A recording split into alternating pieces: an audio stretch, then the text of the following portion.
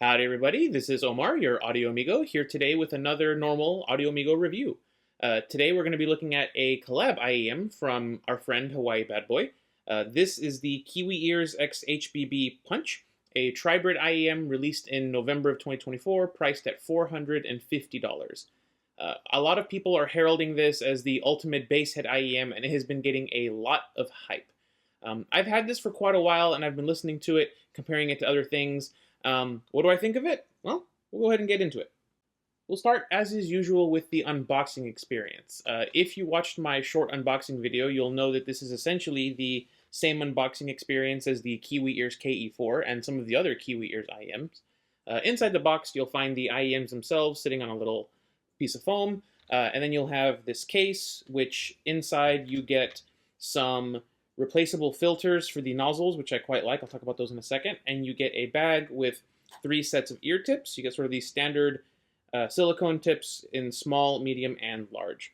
The case is your standard KiwiEars hard case. It's nice and sturdy. The zipper works well. On the inside, it's sort of soft, and it has a little pocket here for you to put things. It's a good case overall. As I mentioned, I really like the included filters. If you live in a region that's very humid, these filters will catch a lot of moisture and they'll get, worn down. And on an expensive set like this, I like the fact that they include this because it means they want you to keep it going, and easy replacement parts like this in the packaging is always a great thing to see.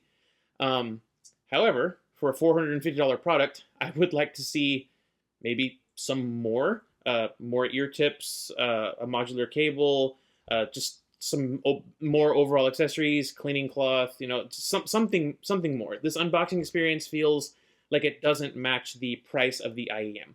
Now, knowing HBB, he probably chose to forego more expensive accessories to put all the money into the IEM, and I'm in favor of that. And also, KiwiEars is sort of known for having, let's say, less than appropriate accessories for the price level. I think this is actually the same accessories package overall that you get on the $90 KiwiEars Kanta, which, says a lot. They like to put their money in the IEMs rather than in the accessories. Let's take a closer look at that cable. This cable here is essentially a sort of grayish purplish color. It's a version of the one that comes on the KiwiEars KE4. I liked it on the KE4, and I like it here. This is a 4-wire braid that splits into 2-wire twists at the Y-split. The cable feels nice in the hands. The plastic coating doesn't feel sticky or grippy. It's just real nice. The 3.5mm connector here is metal, has good knurling, and has the KiwiEars branding on it, which I like to see. The connector matches the Y-split, which is sort of your small, basic, Y-split, no real branding on it. The chin slider is similar to the one on the KE4 in that it sort of slides up and down a bit too easily unless you have it under some tension. But it's better than the one on the KE4 because they actually cut a full slot in it, which means that it will sit flush against the Y-split. The one on the KE4 was 2 individual holes, and it sort of sat a bit above it, which bothered me, but other people probably didn't care too much about. The 2-pin connectors also match the rest of the hardware, and they have little dots on them to indicate right and left. Overall, I kind of wish this cable was modular, especially considering the price point for these IEMs. But it does come in a 4.4mm balance option if you prefer that.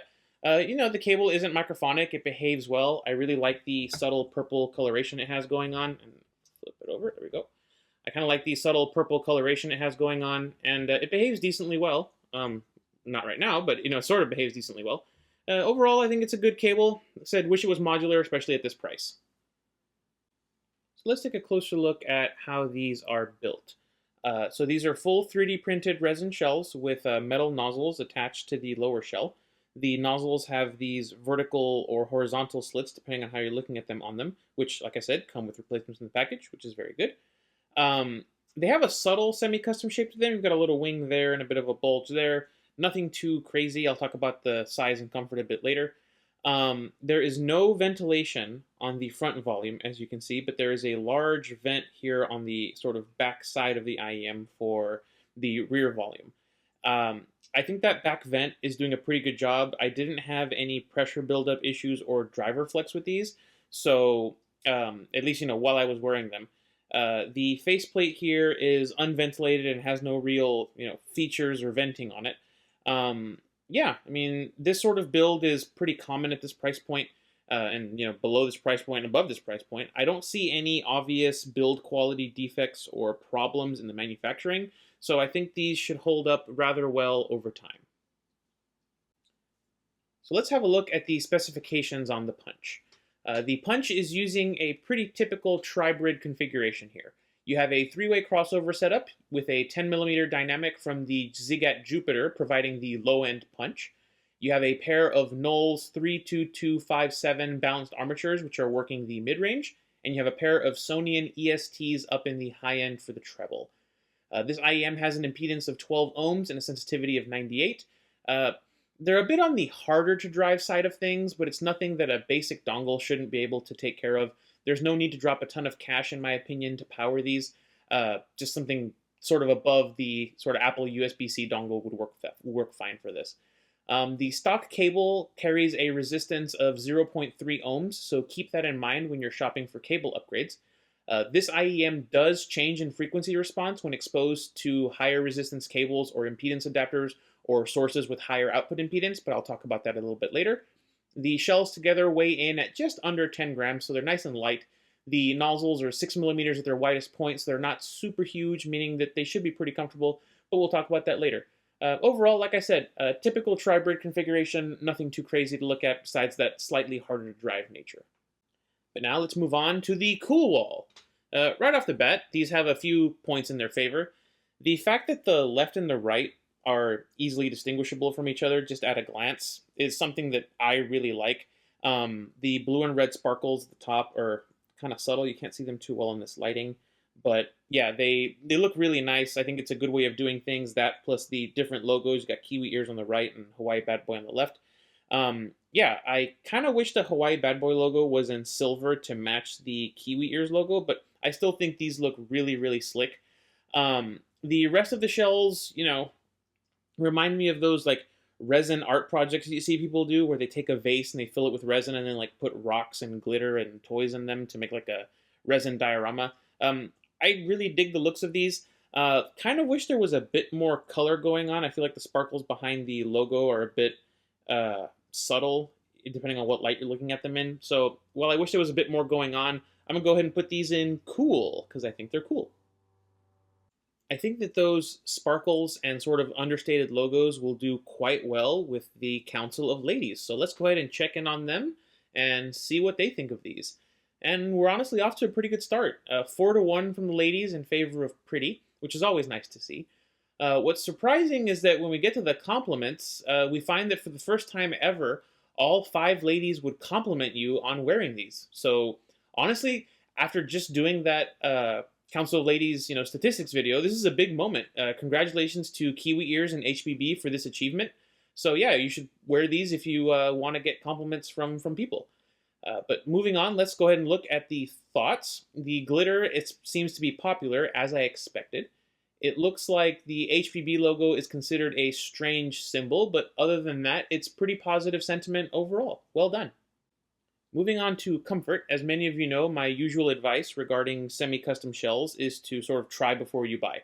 I would definitely try to audition these before you, buy them or buy from a store that has a good returns policy. Some of these bulges might not work well in your ear, and you won't really know that until you try them in your ear. You have your ears, I have my ears. It's a completely different thing. That said, for an IEM that packs 5 different drivers into a shell, it isn't a huge shell. I've seen bigger shells on some 2 or 3 driver hybrids. As a result, I had no issues wearing these. I wore these on a 3.5-hour flight. They stayed in my ears well with both deep and shallow fits. I had 0 problems with these. My wife gave these a conditional pass on the tiny ears test.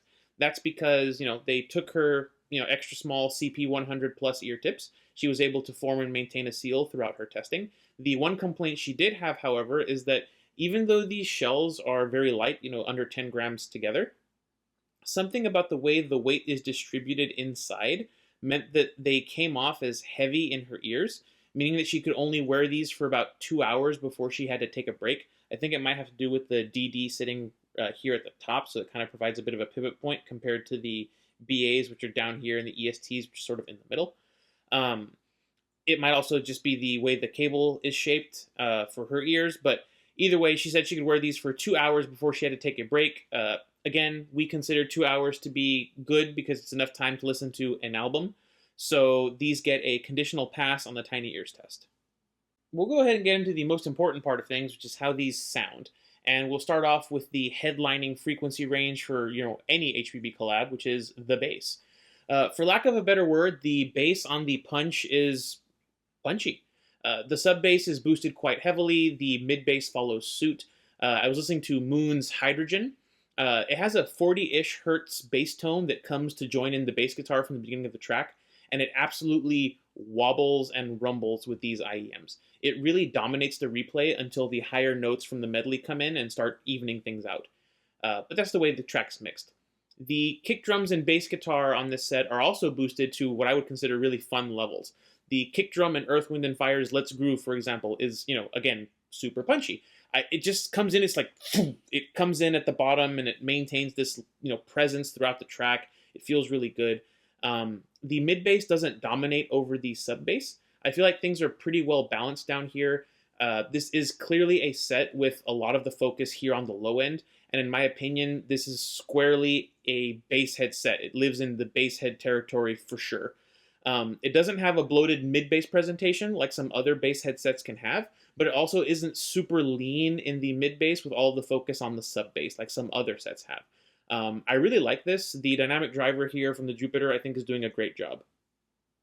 Moving into the mids, we find that the big bass boost has affected the tonality here. But whether this will bother you or not, again, depends on your library and your personal tastes. Male vocals tend to take on a darker, sort of huskier tonality, which again, I actually kind of prefer on some artists. Welcome to the Black Parade by My Chemical Romance, I think sounds really great on this set. The kick drum and bass guitar have awesome presence. The distortion on all the guitars sounds really visceral. The darker sheen on the vocals helps give them a bit more gravitas and emotion. I think it's a really good replay here.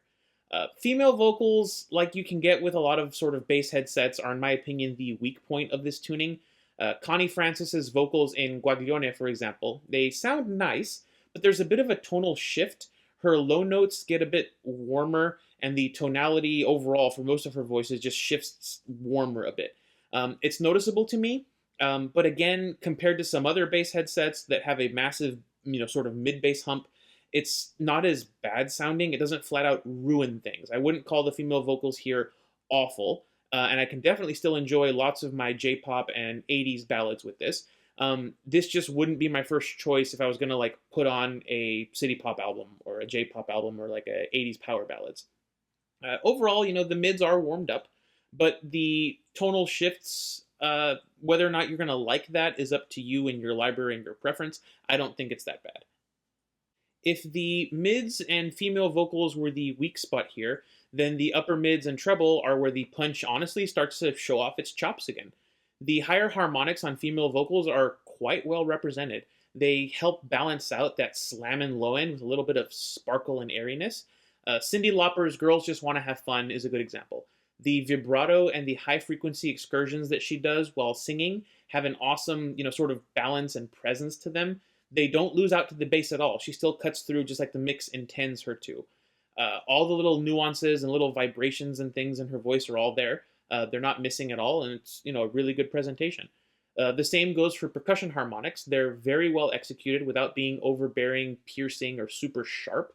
The hi-hats and cymbals in Tom Petty's Running Down a Dream are crisp, clean. They have really nice energy to them. They cut through the mix like they're supposed to. I think these ESTs are tuned in such a way that they give the harmonics just the right level of airiness. It's not too much, it's not too little. The harmonics don't overstay their welcome. They decay naturally generally, and they don't lead to any off-tonality or fatiguing nature to the fundamental frequencies. Overall, it's a very, very well executed treble. It's energetic in all the right ways. Moving on to technicalities. As you would expect from an IEM with this much bass energy, low-end detail is really great. The dynamic driver out of the Jupiter has no issues recreating the subtlety in the big orchestral bass drum hits at the beginning of the droid invasion from Star Wars Episode 1. All of the texture from the mallet striking the drum skin is there, and it's perfectly audible even at lower volumes. It's a very similar story at the top of the range with those ESTs. You know, they're famed for their fast response and airy technicalities, and I feel like the electrostatics in here are no exception. I mainly use it as a treble fatigue test, but Pierre-Henri's Psychrock is also a great test of how fast a driver can move at the top end. It's a good incisiveness test. And these ESTs are super crispy and sharp when the song needs them to be. The electronic tones in Psychrock, the attack, delay, the ADSR envelope from those early, tone generators, they sound exactly like they're supposed to. I don't feel like this IEM is holding back that replay in any way. Overall, the technicalities here are really great on both ends. If I had to compare it to other things, I would put it just ahead of the Awful Performer 7, but a good bit away from like the Awful Cantor. That's mostly down to the tuning rather than the drivers, I feel. The drivers are fantastic. It's just the way this is tuned is not as a technical showpiece. In terms of stereo separation, the Punch is an easy winner.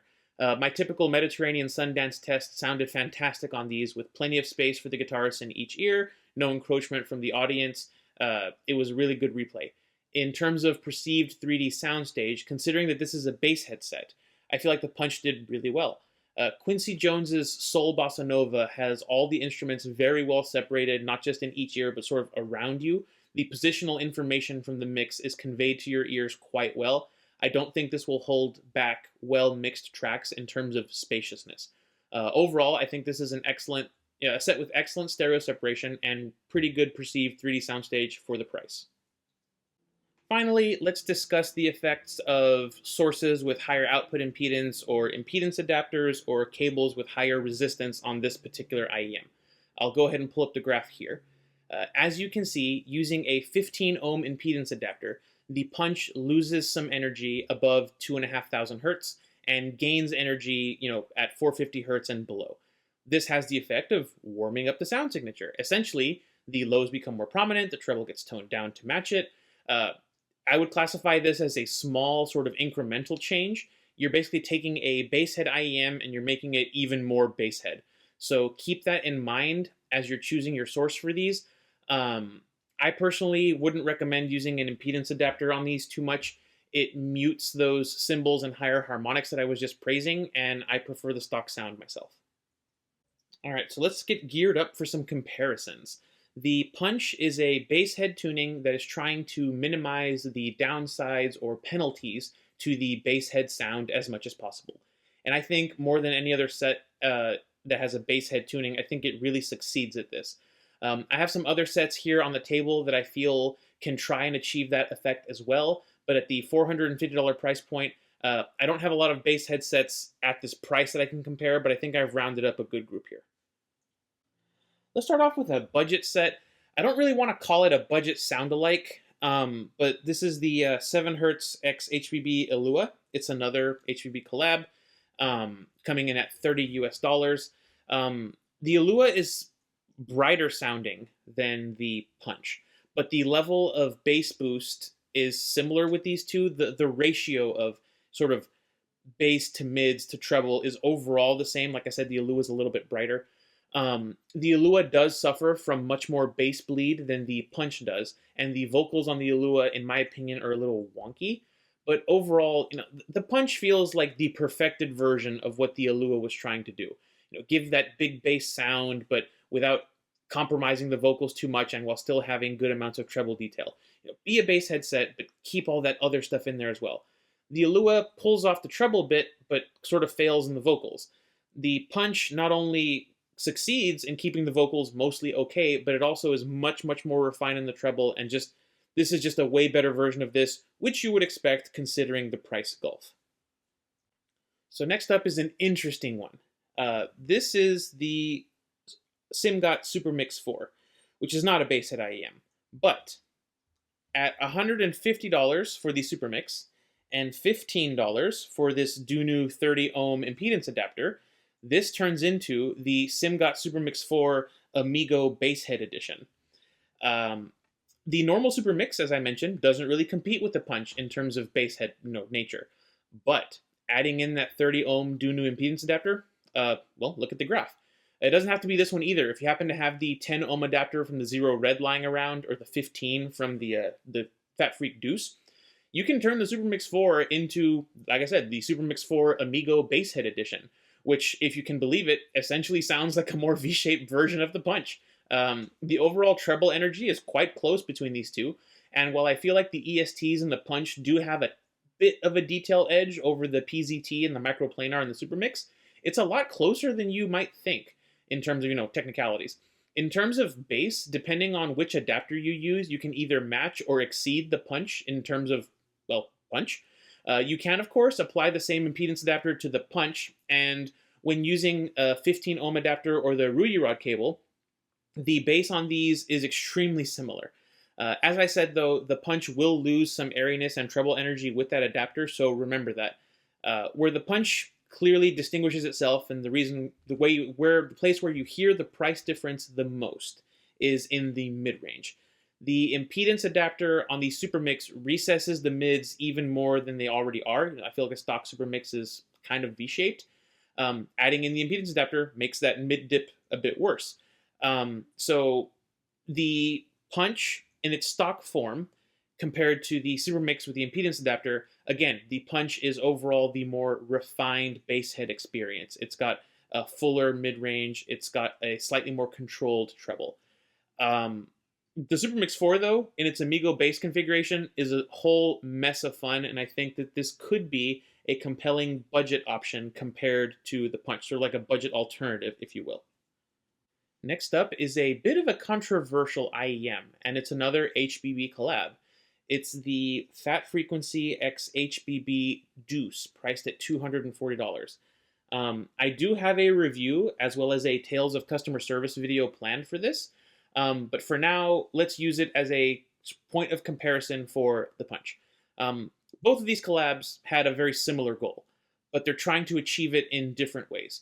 The Deuce does it using acoustic engineering and some clever trickery in terms of the design that results in a significant mid-bass tuck, while the Punch, also having a tuck, is much less drastic and goes for a bit of extra airiness and treble smoothness to help balance out the bass. Both of these succeed, but in different ways. If you prefer a mid-bass tuck, if you like the leaner, cleaner sounding mid-range and completely untouched vocals, then the Deuce is the choice for you. But if you really value that mid-bass thump, punch, and slam, then in terms of mid-bass, the Punch, in my opinion, walks all over the Deuce in terms of mid-bass thump, even with the impedance adapter on the Deuce. I do feel like the Punch outdoes the Deuce in terms of overall detail retrieval and technical performance, but again, like with the Supermix, you would expect that based on the price gulf between them. Overall, I personally prefer the Punch because I prefer fuller, lower mids, but the Deuce is still a ridiculously fun bass headset, especially with that impedance adapter, so look forward to that review. Finally, the one all of you have been patiently waiting for, review coming out hopefully extremely, extremely quickly. I'm literally going to film it after this. It is the High Senior Mega5Est Bass Plus Limited Edition, or as I call it, the Mega5 Bass. I have spent a lot of time listening to both of these. And honestly, the more that I listen to these side by side, the more I realize that despite having the same driver configuration and graphing very similarly, these two are more different than they are similar. Compared side by side, the Punch comes off as the more exciting, bassier, airier of the two. It ends up sounding more V-shaped by comparison. I'm not saying it's a V-shaped IEM, but compared to the Mega5 Bass, it definitely comes off sounding a bit more V-shaped. The Mega5 Bass, on the other hand, is calmer, smoother, a bit more neutral by comparison. The range where I personally feel that the Mega5 Bass straight up beats the Punch is in the mid-range. It just sounds smoother, richer, a bit easier to separate. It might just be placebo, but at least on the tracks that I listened to, it felt like female vocals weren't as tonally affected on the Mega5 Bass as they were on the Punch. I preferred female singers generally on this versus this. I'll talk about it a bit more in my review of the Mega5 Bass. I'll go into more detail on this comparison, but essentially, to my ears with my library, The KiwiEars Punch is a true blue bass head set, made by bass heads for bass heads. That's what it does. The Mega5 Bass, on the other hand, is not a bass head set. This is more a bass boosted neutral. If you're a bass head, you'll 100% prefer the Punch. But I personally think the Mega5Est is the more well-rounded set. Which one do I prefer of these two? I'm going to save that for the Mega5 Bass review. Let's sum things up like I like to do. 7Hz Elua. It doesn't match the Punch perfectly, but it has sort of the same DNA, if you catch my drift. If you love the Elua and you want to save up for like a big, huge upgrade, I think the Punch is definitely worth saving your pennies for. The Supermix 4 Amigo Bass Edition. This is a V-shaped monster of fun. It's, in my opinion, a really great way to sort of try the Punch style of tuning, especially if you already have the Supermix. And if you have a 10 ohm impedance adapter, hey, try them together. This is something special, something ridiculously fun. The Deuce is the bass headset with the cleanest and leanest mids that I have heard, and while it isn't as technical or as resolving as the Punch, if vocals are your main thing and you still want to enjoy that sub-bass rumble, the Deuce is the choice for you. Finally, we have the Mega5 Bass. As I said, I don't feel like this is a bass headset. It's cleaner, smoother, more refined sounding to my ears than the Punch. That said, that was only after a month or more of side-by-side listening, and if you've been eyeing the Mega5 Bass, but the $600 price tag is a bit out of reach, I think the Punch might be an amazing value if you don't mind the more V-shaped, boosted, energetic bass head sound. Well, that's going to lead us neatly into the Audio Amigo Arbitrary rating scale. Where will the KiwiEars X HBB Punch land? Well, as I mentioned, compared to the Mega5 Bass, it's a really good value. It's $150 less. Very similar, and for some people, a more exciting sound. For, like I said, $150 less, it's an extremely attractive value proposition. But there are other things to consider. The fit on these is very good. The shells look really great. The stock cable is nice. Where I stop a bit to pause and think is with the accessories and the tuning. As far as tuning goes, this is 100% a bass headset, and I feel that this level of low-end energy will have a lot of people dismissing the Punch as a one-trick pony, which is a shame because it really does have a lot of other things going for it. It really hides the weaknesses of a bass-heavy tuning well. Yeah, the accessories package is honestly a massive disappointment. This is a $450 set. The fact that the included accessories are actually a little bit below the accessories you get on the $90 KiwiEars Canta is a bit concerning. But as I said earlier, all the money on this clearly went into the drivers and the tuning, which brings me back to the tuning. I like it. I think that this is the best executed bass head tuning that I personally have heard. But by its very nature, it won't be to everyone's tastes. Regardless of that fact, I think that the price here is going to dissuade people from trying this on a whim. The simple fact that this is $450 will stop people from buying it unless they're looking for that ultimate bass head tuning. So all of that considered, I'm going to be putting the KiwiEars X HBB Punch into the This is Brilliant section.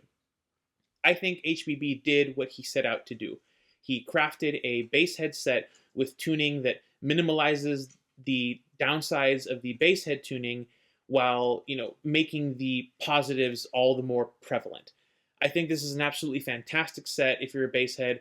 I think it's, definitely worth the price of admission here. This is, I think, my favorite of HBB's collabs so far. Yeah, this is a good one. That's going to lead me rather neatly into my recommendation. Do I recommend the KiwiEars Punch? I do, but with the qualification that you consider yourself already a bass head. As I said, this set was designed for bass heads by bass heads. This isn't for treble heads, this isn't for mids enthusiasts or detail freaks. But as I said, I think you know that. Buyers for this set are going to self-select. You either want this or you don't want this. At $450, this is not a cheap set.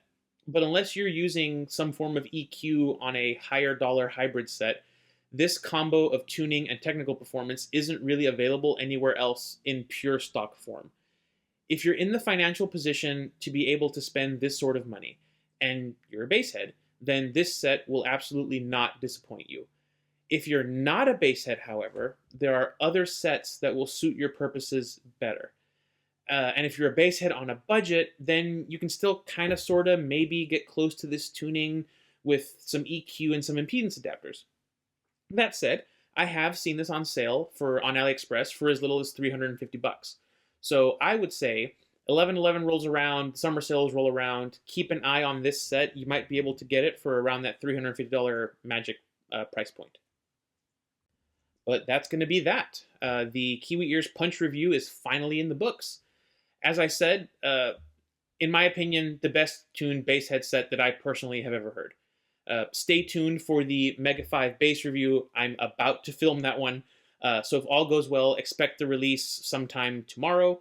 I'll mention it again tomorrow, but I really don't think that the Punch and the Mega5 bass are competitors. I think the customers they're targeting are quite different, but I'll talk more about that tomorrow. Until then, thank you all so much for watching. This has been Omar with Audio Amigo Reviews. I'll catch y'all next time.